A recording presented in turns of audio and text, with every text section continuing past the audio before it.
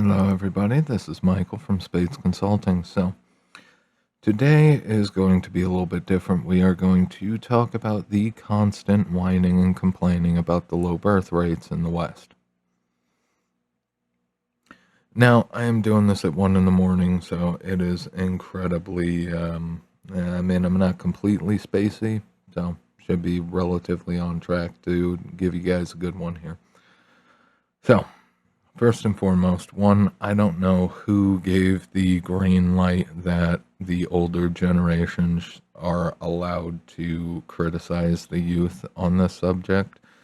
As we're going to cover quite a lot of things here, it is an exhaustive list, and honestly, this might not even do it justice. This might take legitimately, this could be a 12-hour course on its own just talking about this subject, maybe even more.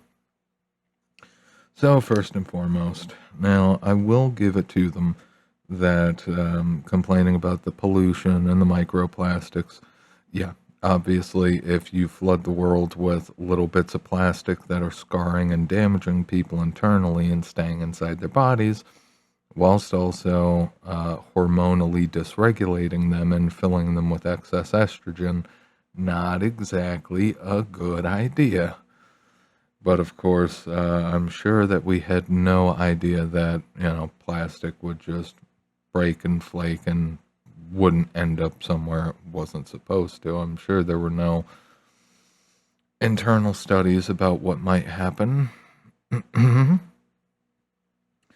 But regardless, we'll cross pollution off the list because honestly, it is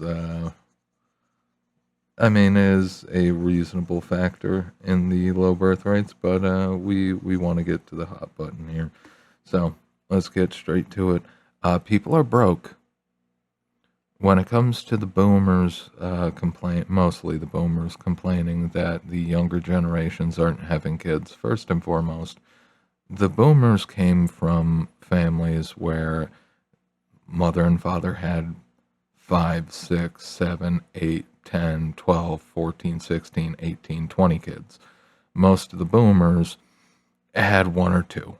All right, that's just the reality of it. So if anybody's going to complain, they should be complaining into a mirror about this.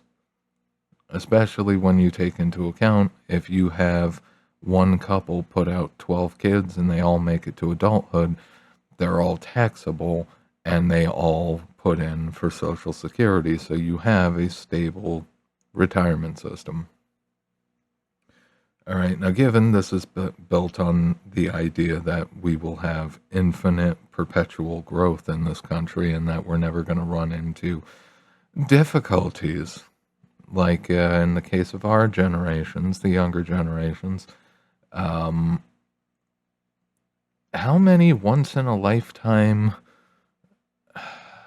disasters are we up to? GFC, I guess you can consider 9/11. That's really when a lot of the problems kind of started. That's when the global police state started winding up. But it was also conveniently around the time that the entire system was slipping into recession, maybe even worse. Anyway, you have the great financial crisis, and even though most people still refuse to call it what it is, it never ended. It never ended. The only thing that quote unquote ended the GFC was reinflating the housing bubble to not just the size it was, but bigger than it was, and government guarantees. The sovereign bailed out the banking system and the housing market and has set itself up so that it will just pay for the housing market and the banking system into infinity until the sovereign debt blows up, which may be coming. Give me 1 second here.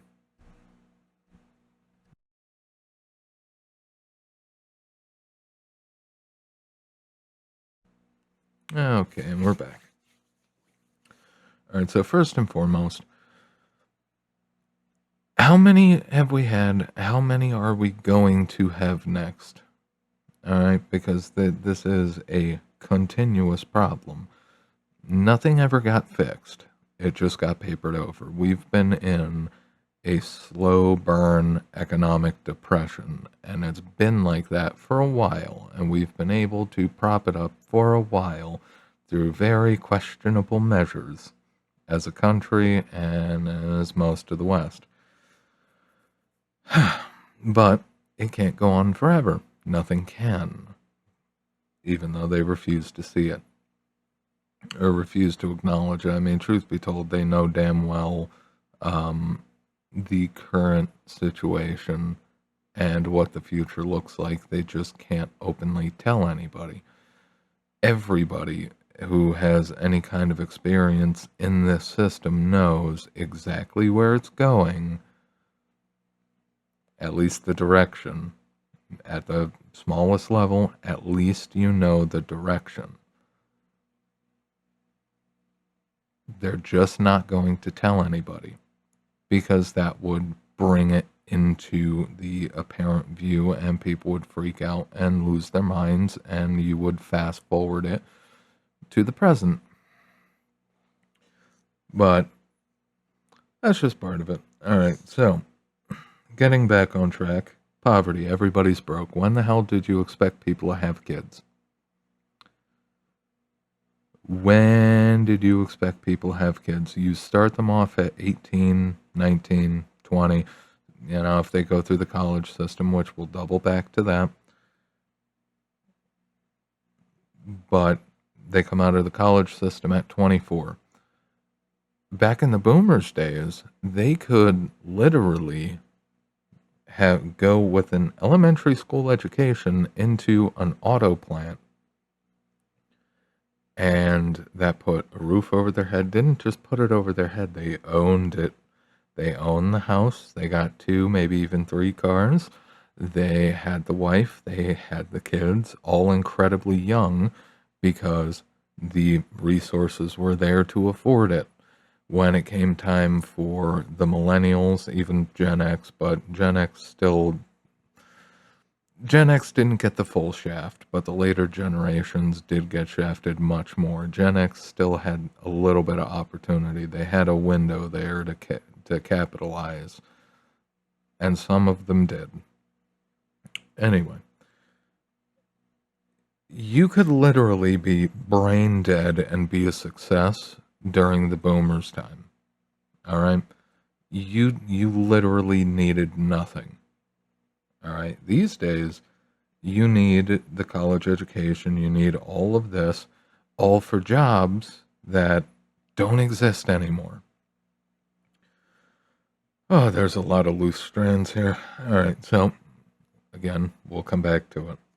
Poverty, right off the bat. All right, everybody's broke. No high-paying, valuable jobs worth a damn in the West, especially when you're young. So then we're going to top that off with the benefit cuts.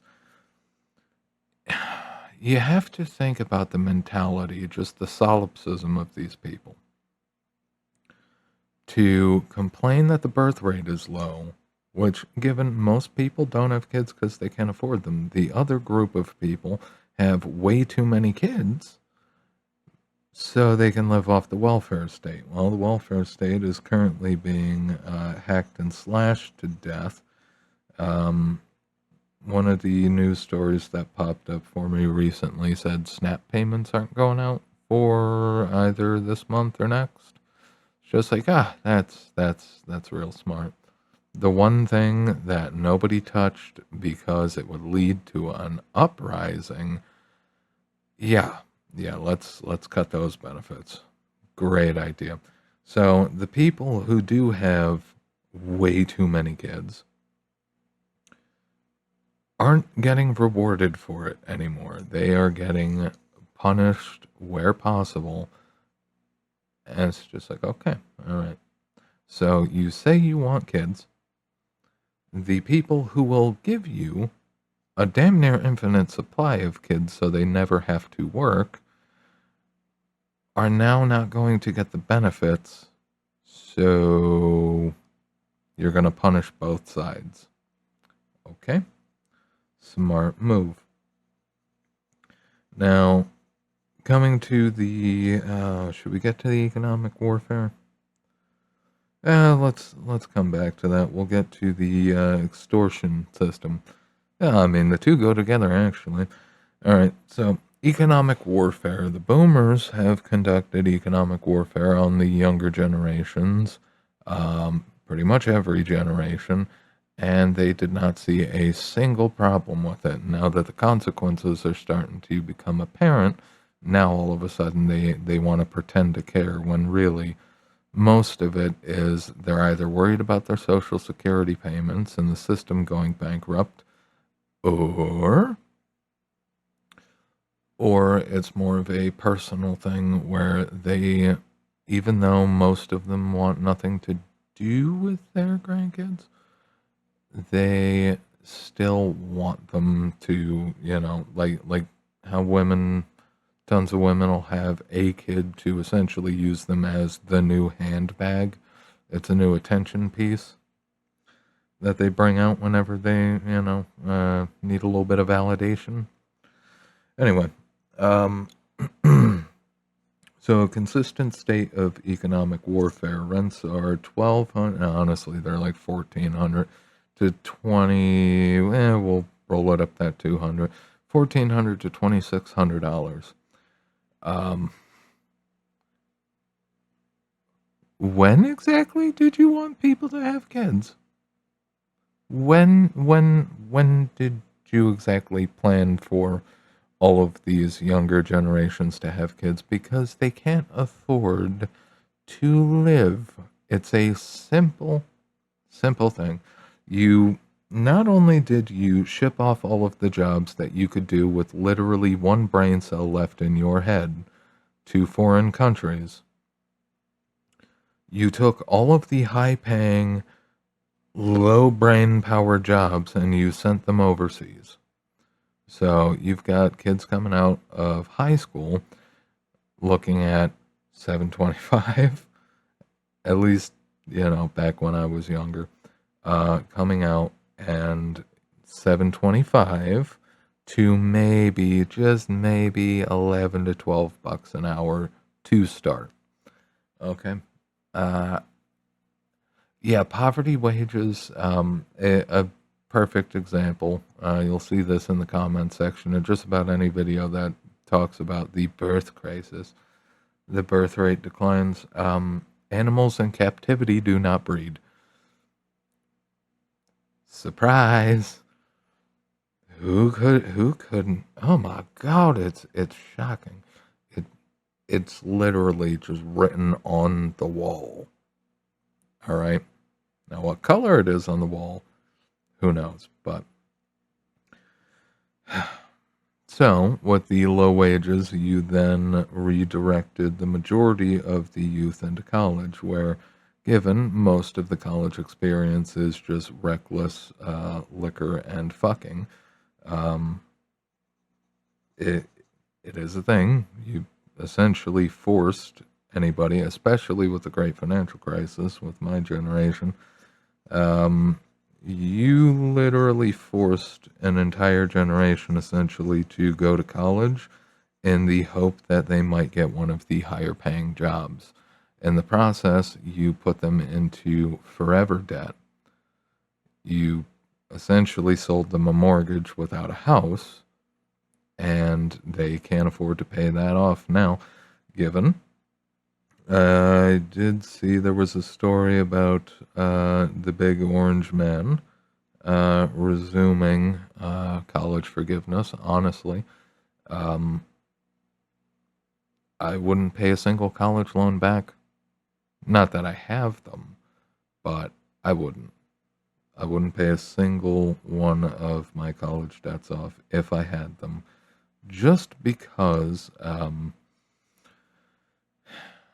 if you borrow a fortune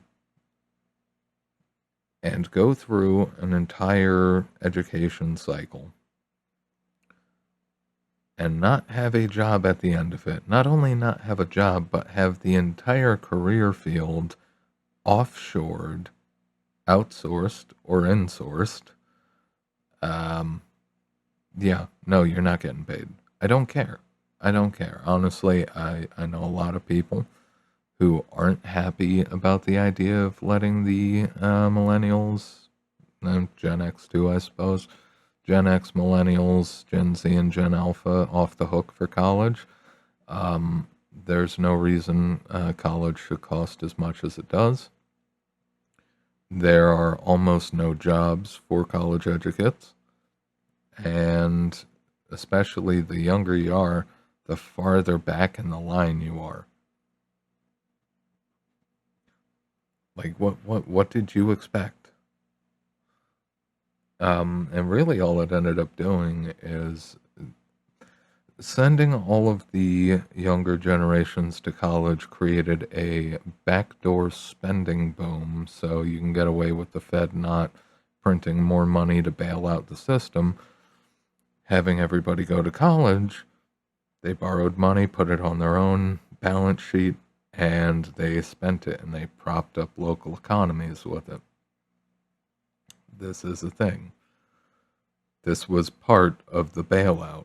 It's just nobody actually knew about it. They just banked on you going through with the debts so you can finance and help prop up the incredibly, incredibly destroyed economy.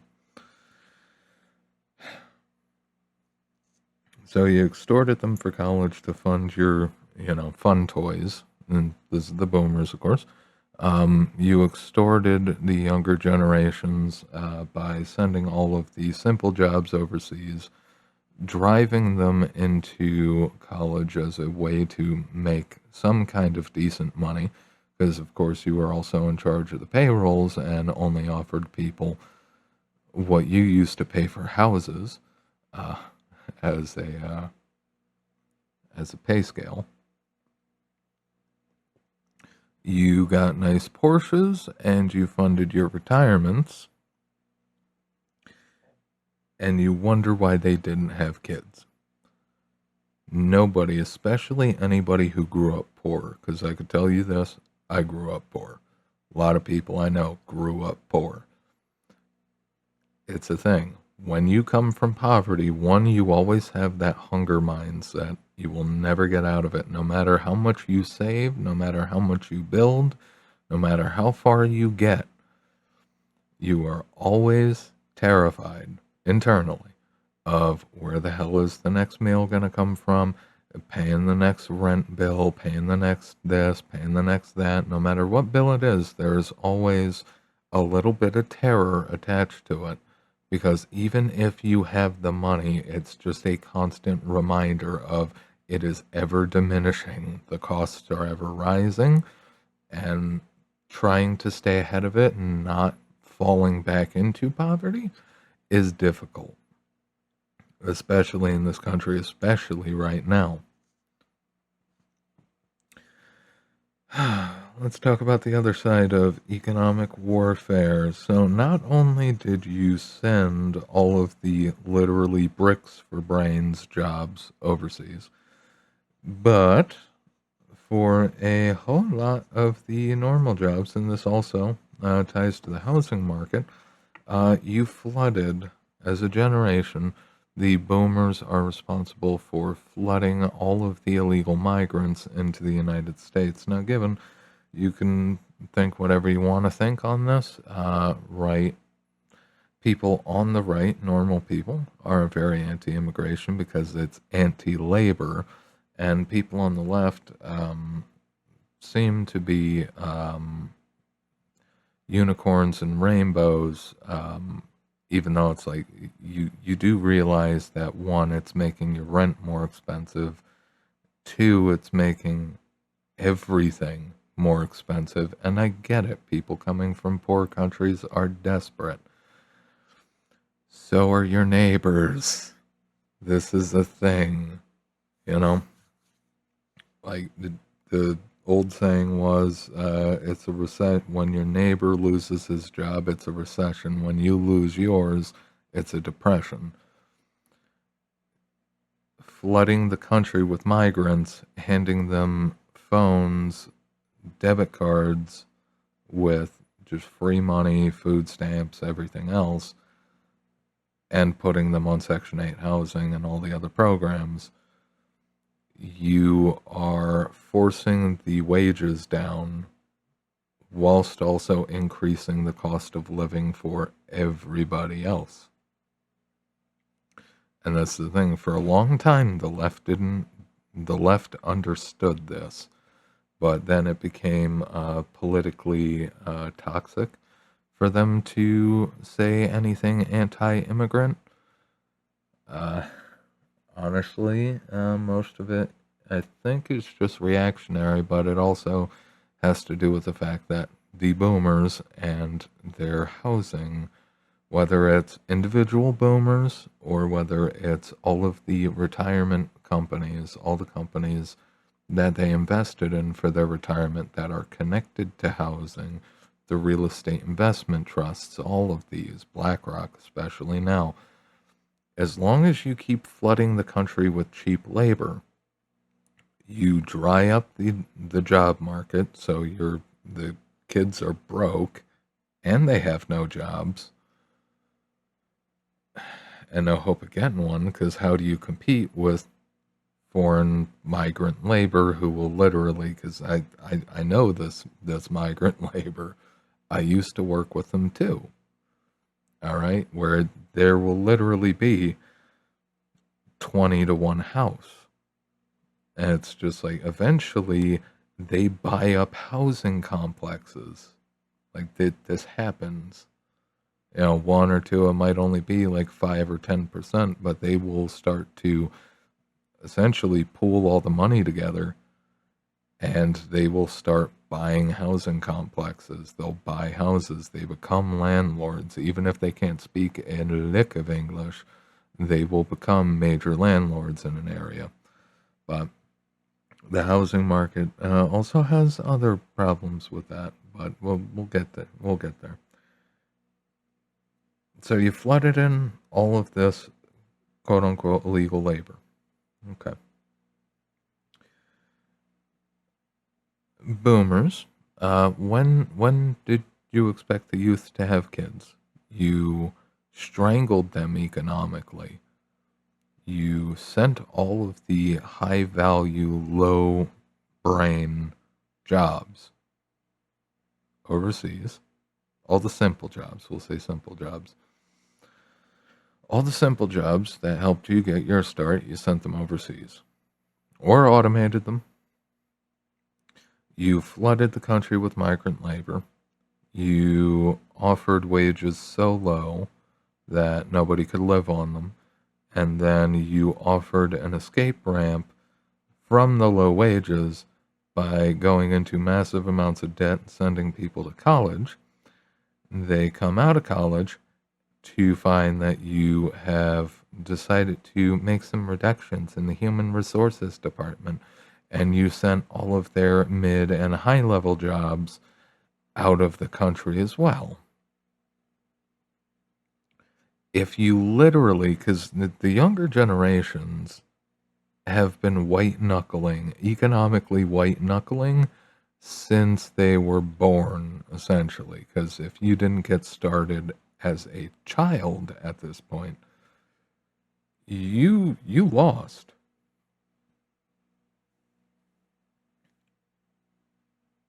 You've extorted people literally every single step of the way. And you wonder why people didn't have kids. Nobody who grew up poor wants to bring a fucking child into the world to have to experience the problems of fucking poverty. Okay? When dad's drunk, when there's no food, when the car breaks down and everybody loses their jobs. Nobody wants to do that, you know. And literally, like, at least when it comes to the car stuff, like when I was young, I had to quote unquote sleep at work for 3 days. I did not sleep at all. I essentially pulled 72 hours straight. there were like micro naps where maybe I got to close my eyes for a second before somebody somewhere did something or I heard something, and it's just like, ugh, this sucks. All right. Whilst the only car that I had available to me was getting worked on.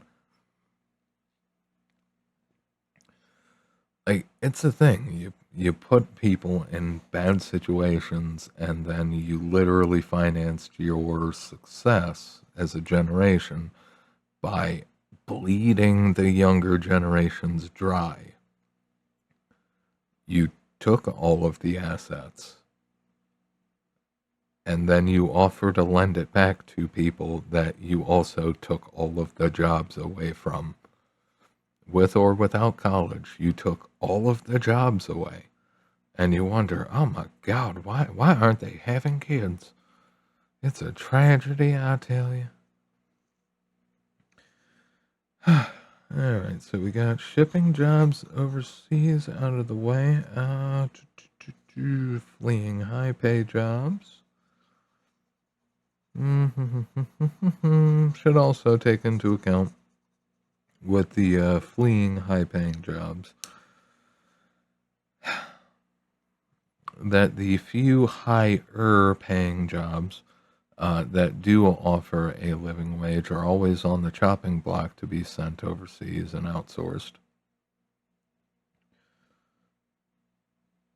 Like you wonder why people never had kids. It's like you literally did not let them have at any point any kind of economic security. Like when you have to constantly wonder about the roof over your head, when you have to constantly make concessions and bow to the machine and give it more hours, more hours, more hours, more hours.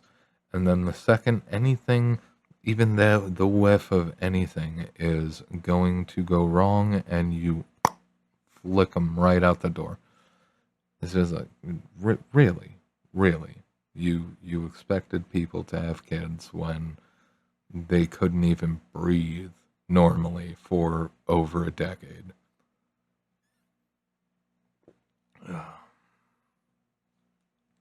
Bear in mind, this is also coming from that most of these complaints are coming from the generation that destroyed marriage, and in line with that,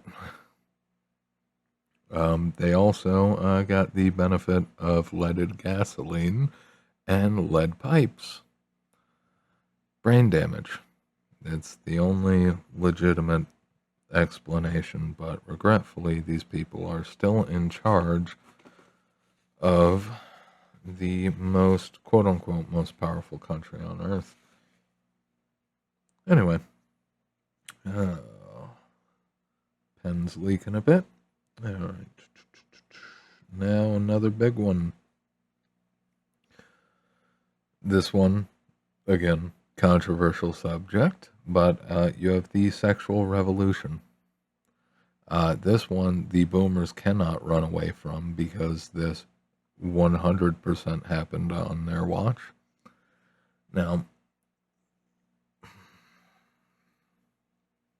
lot of people aren't going to agree with what I'm going to say here, but sexual revolution was probably the worst thing that ever happened. Let's start off with the basics. One, looseness. There's no loyalty. Everybody is loose. Everybody is, especially now.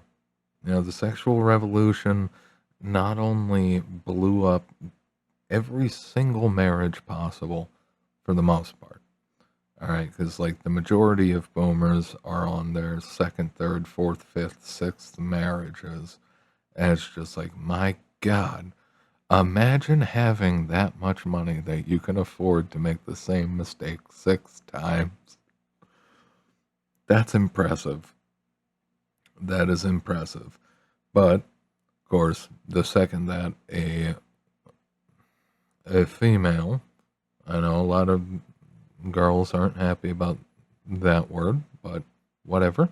The second that a female says that she's not happy, uh, it's over.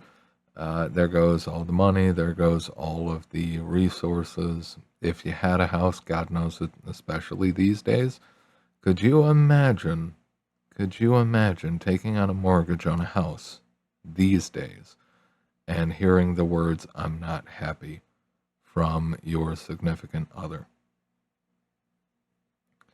That is world ending, because if you end up on child support and alimony, um, one, child support is brutal, puts a lot of guys into literally living in dumpsters, living in a van by the river, if they even get to keep the van, um, and they just get stuck paying for everything and getting nothing. I mean, as a generation boomers, you did a really, really bad job selling marriage. You got nothing to complain about. All right, so you got disloyal. Well, I mean, you got disloyalty on both sides, but disloyalty with the women is particularly bad.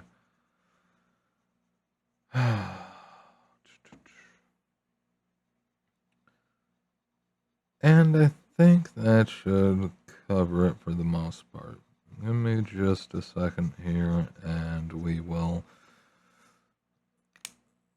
go freehand with it. All right. The idea that a generation that benefited so much from essentially looting and pillaging, the economy that gave them so much, the country that gave them so much, like, yeah, they can. This is a funny example. Whenever you hear a boomer talk about outhouses back in the day, like, back in my day, we had it rough. We had outhouses. We had to use outhouses, and it's just like, what a privilege. That legitimately is a privilege now in this country, because they pretty much banned it as a practice. If somebody legitimately has an outhouse in the United States now, if they're not in the middle of I mean the complete middle of nowhere, um, that becomes a problem for you. That might bring down neighbor Karen's property values. So they've pretty much outlawed that across the country. But then you also have to take into account, it's just like, okay, so you banned outhouses. How much does a septic system cost? How much does hooking up to the city sewer cost? Like, all right, congratulations, we've made progress, but you've added more and more dependencies onto the younger generations, and then you sit there and you wonder why things aren't going in the direction you would like to see them go. It's like, you literally bankrupted the youth from the start, and that's not even touching on the fact that the country, at least in the US, we're 35, 36 trillion dollars in debt. The government is spending money incredibly loosely, and we're just the Fed's just monetizing the debt. They're just printing off infinity money, and it's never going to stop. They're going to have to keep devaluing because the system didn't grow the way it had to grow. The system needs to offload all of the promises that it made to the boomers, which is why they're starting to get a little bit antsy now, because the inflation is eating away at their retirement plans. The increase in costs of the taxes and the insurance is starting to just punch him right in the nose. And now the consequences of sacrificing all the people who will come after you in order to reward yourself infinitely, the price of that is coming due. You literally, like when I was starting out, like I couldn't afford anything. I was working and broke. And this is like, God, I don't even know how long ago now. But all I've ever known, all I've legitimately ever known is a rough economy. Even during, Big Orange Man's first term. I mean, it was a bit relaxed. More people were spending money, but it was people borrowing money. That's the thing. Like, there is no actual growth. Like, people can't afford anything without borrowing for it.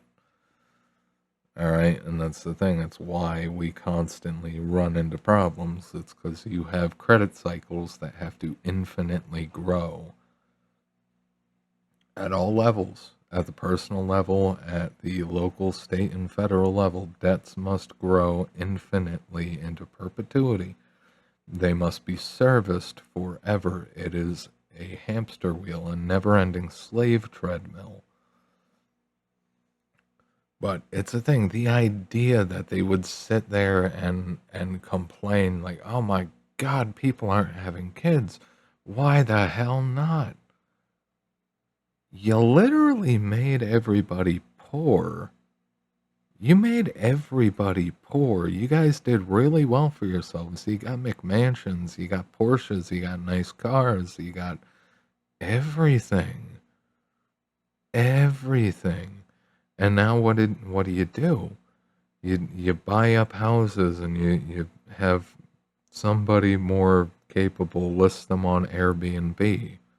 Like you bought up everything and now you're extorting the youth more and more and more and more to fund your retirement plans because the inflation and the tax hikes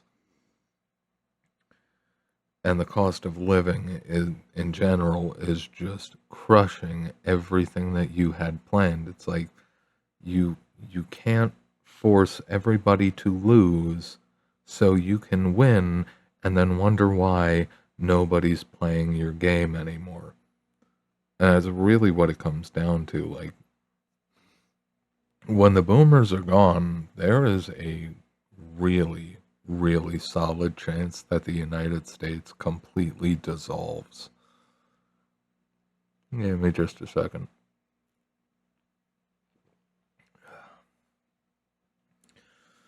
There's a really good chance the United States as an idea completely dissolves because honestly, you can't have a system like this function anymore. And a lot of the problems lie in the fact that the US is the reserve currency, which is incredibly beneficial in one way and incredibly bad in another. And that's for a separate video, but like at what point did it and for the most part, like you literally forced kids to go into college to get away from the poverty wages till 25, 26, 27, 28. Like you literally chain them to a debt weight that's too big for any of them to actually pay off especially as the fucking interest rates climb. You put them in chains and you wonder why they don't have kids. I mean, anybody who's seen Idiocracy, you know how it starts. You know? The smart people don't have kids because it's not the right economic time. It's not the right environment. I know boomers and even the Gen Xers will say, well, there's there's really not a right time to have kids, but this is the thing. I know people with kids. They are legitimately a paycheck away from losing everything. If they didn't have outside support, they'd have nothing. And that's the way it is for most of the younger generations. Without outside support, they'll fall to pieces because it's all too big to keep up with. It's too big to manage. It's too big to handle anymore. I mean, even 20 an hour, like, oh God, years and years ago, I had a job that was paying 14.50, and my family could not believe it. They could not believe it. It's like, I never made that much. And then, like, people started looking at me as if I was rich. And it's just like, are you kidding? I have to work 84 hours a week. This is torture. I have no time at all. And the 1450 is, like the value of the money didn't increase.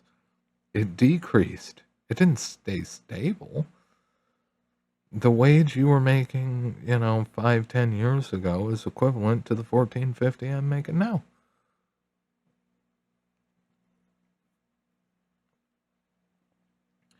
And then eventually got up to 15 and eventually made it up to 20 an hour. And it's just like, okay. 20 an hour still ain't shit. It was good for a little bit, and then the inflation wiped it out. And now if you're making 20 an hour, it feels a lot more like 15, 14, 13, 12, 11, 10 an hour. And that's the thing. The inflation is not going to stop. The wages have to go up. But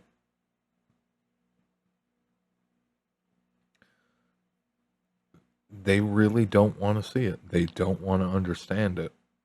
They really don't want that bubble to get burst. And they don't care how much damage, as a generation they've done. They don't care how much damage has been done to the country, even. Like, politically, they might go out and they might get, furious and protests and whining and fighting and complaining. But honestly, it's like, you did this, first and foremost, you did this to us, and then you did it to yourselves by proxy. Because now you have multiple generations that can't really afford to support themselves anymore. And it also means that if they can't support themselves, they can't support having children, and they can't support a gigantic population of old timers who expect to sit on Social Security for infinity until they drop. Like, how do you expect the younger generations to pay for y'all? How do you expect that to work? People are legitimately beyond broke right now. And then on top of it, you're cutting the welfare safety nets. And it's just like, figures. The generation that was brought up to hate communism has created communism for itself and fuck everybody else. Yeah. Communism is terrible. But you keep paying into that Social Security, damn it, man. I paid into the system, and I'm gonna take like 8 times more out of it, but I still paid into it, meh, meh, meh, meh, meh. And it's just like, dude, give me a break. Legitimately, give me a fucking break. Is this incredibly unprofessional? Absolutely, but this is just off the cuff as it is. You did not, as a generation, boomers did not create the circumstances to sustain the continued growth and development of this country. They set things up for the growth and sustainment of themselves, for the benefit of themselves. And they don't even know how bad the situation honestly is, because at some point, all of the extortion, all of the rackets, all of the fraud, all of the bullshit systems that they've created, at some point they're all going to implode. And God knows you can't taper a Ponzi scheme. Like, the only answer, like, the inflation is incredibly painful for the average person. But the inflation is also the only way to essentially write off all of the retirement promises that the government is bound to. As a COLA adjustment, cost of living adjustment for Social Security, they could freeze those at any time. They could stop you from taking out your pension. It's the government. They could do whatever the hell they want. I mean, boomers will complain about it, but it's boomers in the government.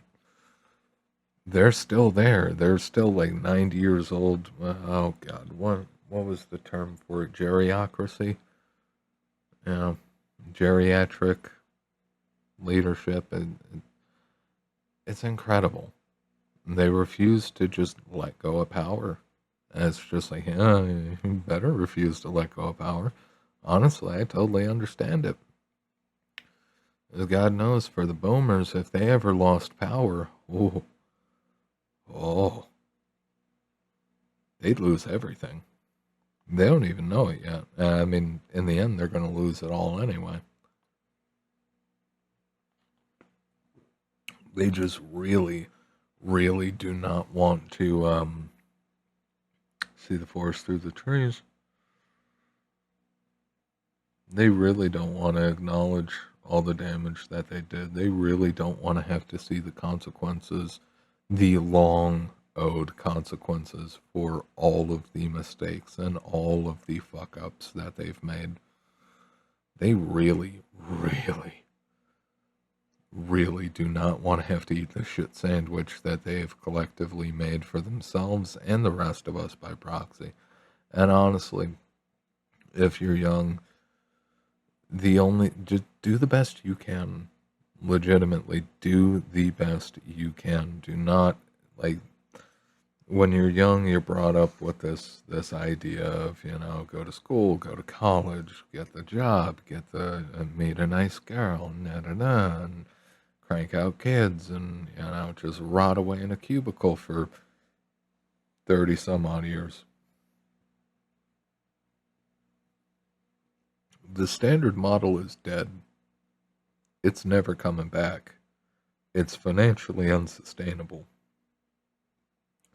The only real hope that you have is just, there's a lot of directions to take this, but find the one thing that you do really well and just start doing it.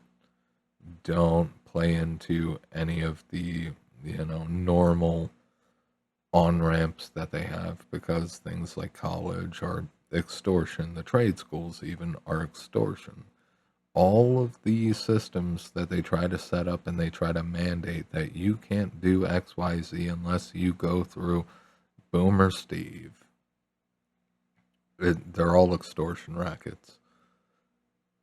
Do what you can to circumvent the bullshit, and you should do all right. Although honestly, the smartest thing for damn near any generation right now is just leave the country. And I mean, it's very unpatriotic, but it's the truth.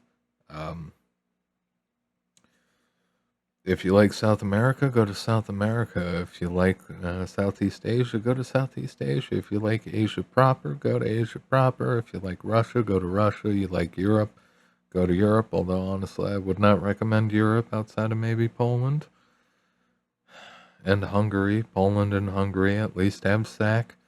And Bulgaria. There's a lot of Canadians in Bulgaria. For some reason, they like it there. But especially if you're a doctor or something, you do really good down there. Um, yeah, no, that's the thing. Honestly, the U.S. economically, the U.S. doesn't really have a future, and the thing is, like, people are losing their minds and they're crashing out over the inflation, but it goes deeper than that. Everybody knows that the system is sick.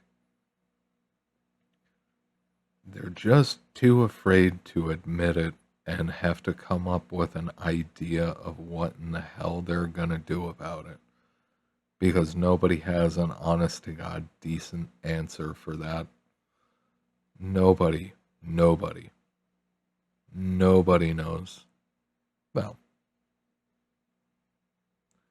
some people, but for the most part, your average person has absolutely no idea in hell and how the hell to respond to all of these changes.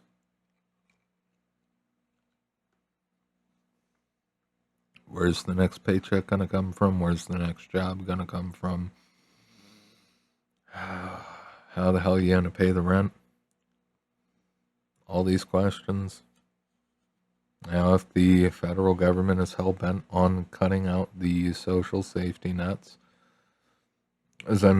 just pushing out all of the insourced migrants is not enough. Now we're going to slice all the benefits to punish people who are already in an incredibly weak position. That's not a good idea. Regardless, do the best you can with the time that you have. Consider ditching the United States. As a honest to God, just no ifs, ands, or buts about it. Consider leaving the United States and just forgetting it ever existed.